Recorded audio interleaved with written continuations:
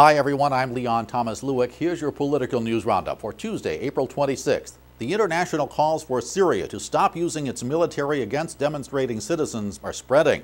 Today, Italian Prime Minister Berlusconi, French President Sarkozy, and British Foreign Secretary William Hague urged Syrian President Bashar Assad to stop the violent repression of peaceful demonstrations.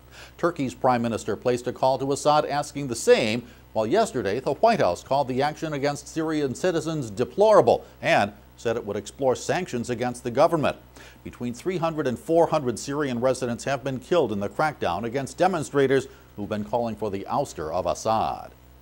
There are calls today for newer, tougher international guidelines for nuclear power generation.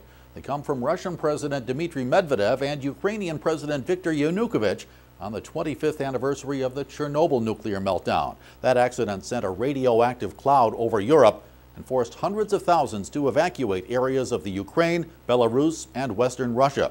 The two leaders attended religious services today marking the anniversary.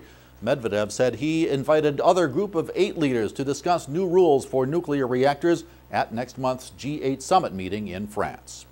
Back home, there's one less hat in the ring for the 2012 presidential race. Mississippi Governor Haley Barbour withdrew from the race. He said he and his wife were not willing to go through the 10 years of sacrifice and 24/7 commitment involved with becoming president. Barbour had already formed a campaign team and went through a successful weight loss campaign to become a candidate.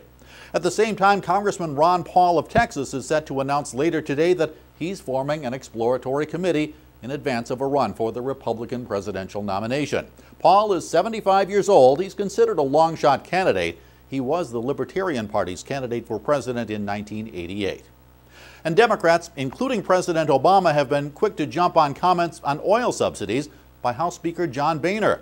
He raised eyebrows in an interview Monday when he said he's open to the idea of eliminating billions of dollars of tax subsidies given to oil companies. Republicans have in general been big supporters of those tax breaks.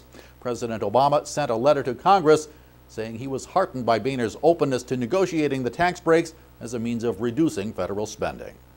That's your political roundup for Tuesday, April 26th. I'm Leon Thomas Lewick. Stay logged on to rttnews.com for more on these and other political and financial news stories throughout the day.